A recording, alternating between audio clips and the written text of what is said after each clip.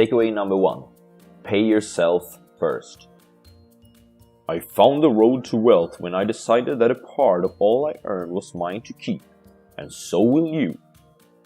But all I earn is mine to keep, is it not? Far from it.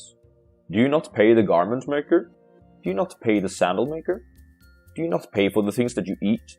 What have you to show for your earnings of the past month? What for the past year? Fool! You pay to everyone but yourself. As well be a slave, and work for what your master gives you to eat and wear.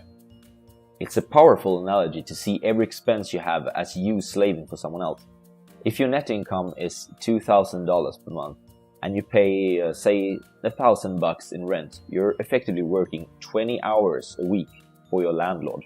Well, in Sweden that is, at least, where a normal working week is about 40 hours. Think of it this way, and it will be much easier to handle your cravings for spending. In the book, it is suggested that once you get your salary, for any other expenditures, pay yourself 1/10 of that amount.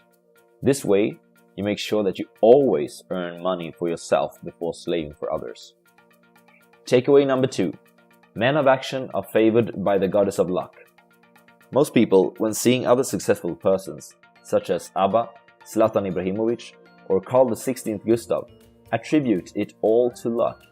They come up with all kinds of excuses for why they are not in the same position as these aforementioned people, such as, well, they have talent, they met the right people at the right time, or they were born into it. While this might be the case for some successful people, it's certainly not for the large majority of them. What does bring them all together, though, is that they have been taking action. Picture this. A procrastinator and a doer is faced with opportunities. Let's say, for simplicity, that they are faced with the same amount of opportunities. The chance of succeeding when taking an opportunity can only be manipulated by a small degree. So in this way, the procrastinator and the doer have the same chance to thrive. What separates them, though, is the number of opportunities that they try out. The procrastinator will always come up with excuses. I don't feel good today. I actually had a rough day at work. Nope, the stars are not aligned today. Meanwhile, the doer tries it out and takes many of the opportunities given to him. Therefore, the chances that the doer will be lucky and succeed at some point is way higher than that of the procrastinator. But it has nothing to do with luck and everything to do with action. Takeaway number 3. Wealth is not a matter of income. Yesterday, how many of thee carried lean purses? All of us, answered the class. Yet thou do not all earn the same. Some earn much more than others.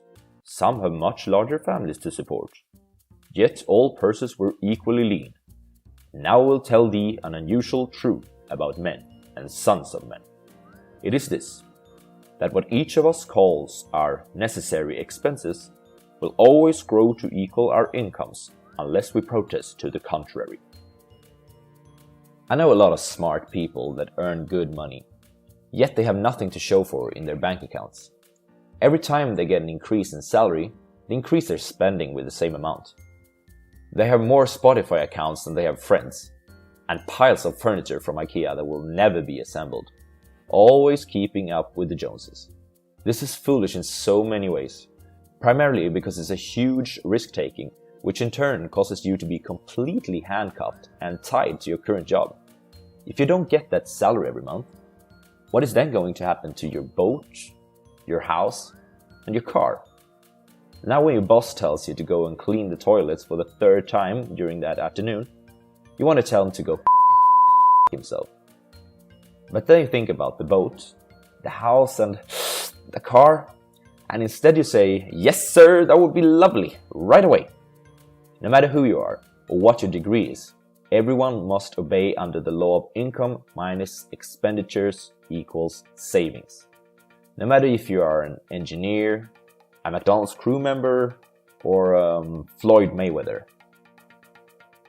Takeaway number 4. Act when the time is right. If you have done a thorough analysis and asked your friends and family about possible shortcomings in your research, don't be afraid to act on it. Great opportunities are rare and should never be missed out on. For personal finance and investing, such opportunities sometimes means that you must cut your expenditures a little more than usual. For instance, during the financial crisis and the following collapse of the stock market in 2008 and 2009, such opportunity emerged. For those who were willing to increase their savings and investing during that time, great profits were to come. Takeaway number 5. The power of passive income. Once you start to obey under rule number 1, pay yourself first, you will accumulate a lot of cash over time. While this will feel good all on its own, there's something even better to come. As soon as possible, you should start to put your hard-earned money to work. The good thing about money is that, unlike yourself, it never has to rest. Your money will work for you while you go to class, while you hang out at the gym, and even while you're sleeping. It's modern-day slavery. And best of all, it's 100% legal. This is what people like to refer to as passive income. If you decide to keep your slaves, they will breed. And even the kids will breed eventually. This will cause your money to grow exponentially. The good thing about exponentials is that they multiply over time, and earning money becomes easier and easier and easier and easier. To sum it all up, takeaway number 1 is to pay yourself first. Takeaway number 2 is that men of action are more likely to be lucky in the long run. Number 3 is that wealth is a function where expenses is the most important factor, not income. The 4th advice from the book is to take action when the time is right.